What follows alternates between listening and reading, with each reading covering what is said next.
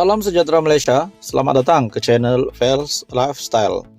Tuan-tuan dan puan, setelah kita dikejutkan dengan dua individu politik di Malaysia, yaitu salah satu menteri di dalam Kabinet Kerajaan Perpaduan dan juga bekas Perdana Menteri Tun Dr. Mahathir, berkaitan dengan ada individu yang mahu melabur RM500 bilion dan akhirnya Tengku Zafrul yang membidas kenyataan Dr. Mahathir. Akhirnya dalam entry Facebook Tengku Zafrul melalui caption di mana terdapat gambar screenshot daripada Twitter ataupun daripada kenyataan Dr. Mahathir bin Mohamad. Tengku Zafrul yang overexcited. Tengku Zafrul kelihatan agak overexcited dengan laporan yang tidak tepat yang mengatakan bahawa saya bertemu pelabur yang ingin melabur sehingga RM500 bilion. Laporan itu telah diperbetulkan sendiri oleh penerbit akhbar tersebut tanpa permintaan dari saya. Dan kenyataan saya yang sebenarnya ialah pelaburan yang saya nyatakan adalah sebanyak RM500 milion telah dimuat naik pengganti laporan asal. Agaknya sebelum sempat akhbar itu lakukan pembetulan, Tengku Zafrul tanpa berlengah telah memuat naik di video di media sosialnya dengan memberi perincian bahwa RM309 bilion ialah pelaburan tertinggi setahun yang pernah didapati oleh Malaysia. Dan di zaman saya jadi Perdana Menteri pun tak pernah dapat pelaburan mencecah RM500 bilion. Akhirnya Tengku Zafrul melalui caption selepas mengambil keterangan dari Tun Mahathir, kenyataan dari Tun Mahathir, Tun, laporan Sinar Harian keluar Sabtu 8 Julai. Saya ulas Isnin malam 10 Julai. Lepas saya ulas, barulah ada pembetulan 11 Julai. Sabtu sampai Isnin 3 hari. Takkanlah dalam masa 3 hari, tak ada orang-orang Tun yang minta Sinar Harian betulkan laporan. Saya kerdil berbanding Tun. Cuma sekerdil saya, setakat hari ini saya Menteri MITI. Bukan Setiausaha Akhbar Tun Mahathir. Tugas saya soal pelaburan dan betulkan sebarang persepsi negatif tentang kendalian pelaburan. Belum jadi tugas saya untuk betulkan bila media salah lapor kenyataan Tun. Tapi berbalik kepada ulasan asal saya dah sebut tak penting siapa yang bawa masuk pelaburan, sebab bila pelaburan masuk, rakyat juga yang akan terima manfaat. Jadi, jika betul ada pelaburan RM500 juta nak masuk Langkawi, maklumkan pada MITI butiran pelabur itu, kami akan bantu memudah cara pelaburan tersebut. Tuan-tuan dan puan semua, teruskan bersama di dalam channel ini untuk info yang seterusnya.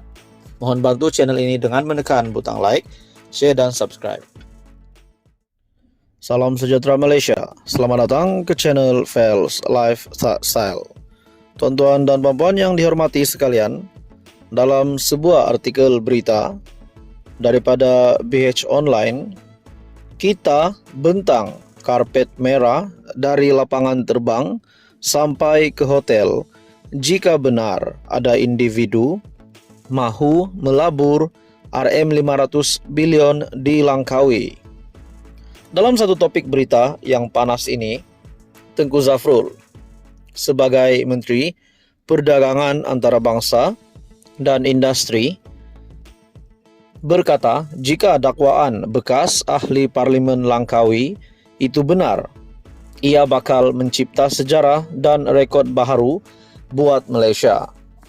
Bekas Perdana Menteri Tun Dr. Mahathir Mohamad perlu mendedahkan butiran pelabur yang didakwanya mahu melabur sehingga RM500 bilion di Langkawi. Anda tahu tak, dalam sejarah pelaburan, jumlah pelaburan diluluskan tertinggi ialah RM309 bilion setahun. Sejak Malaysia merdeka sampai sekarang, tak pernah ada pelaburan tinggi sampai RM500 bilion. Masa Dr. Mahathir jadi Perdana Menteri, tak pernah ada pelaburan diluluskan setinggi itu.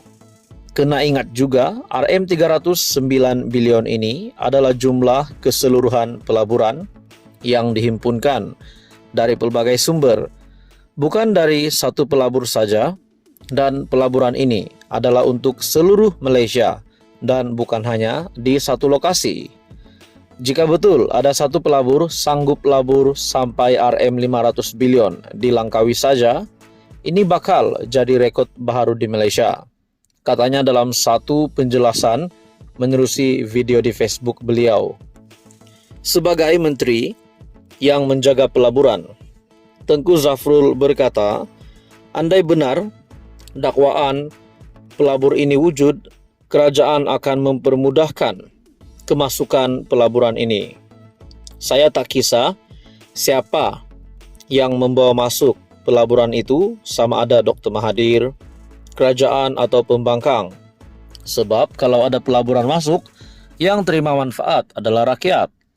Jadi, saya nak minta jasa baik Dr. Mahathir kongsi butiran pelabur ini.